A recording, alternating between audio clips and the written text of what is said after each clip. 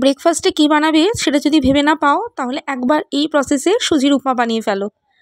এইরকমভাবে সুজির উপমা না বানালে তোমরা বিশ্বাসই করতে পারবে না এটা এতটা সুস্বাদু হয়।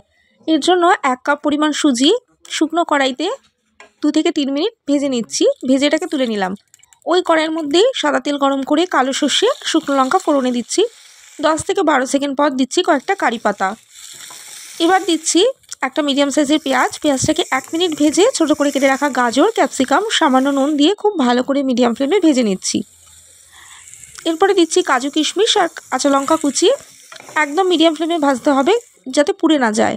এবার ওই ভেজে রাখা 1 কাপ পরিমাণ সুজি দিয়ে আবারও 1 থেকে 2 মিনিট সামান্য গোলমরিচ গুঁড়ো ছড়িয়ে ভালো করে ভেজে নিচ্ছি। দিচ্ছি 1 টেবিল স্পুন চিনি। এবার 1 কাপ সুজির জন্য হাফ কাপের থেকে একটু বেশি পরিমাণ জল দিলাম। এটাকে কন্টিনিউ 5 থেকে 6 মিনিট মিডিয়াম ফ্লেমে নাড়াতে হবে। দিয়ে দিচ্ছি সবশেষে সামান্য ঘি। কন্টিনিউ নাড়াতে নাড়াতেই দেখতে পারবে এটা একদম ঝুরঝুরে হয়ে গেছে। আর খেতে কীরকম হয় অবশ্যই একবার এইভাবে বানিয়ে রেসিপিটি আমাকে জানিও তোমাদের রেসিপিটি কেমন লাগলো। Thanks for watching.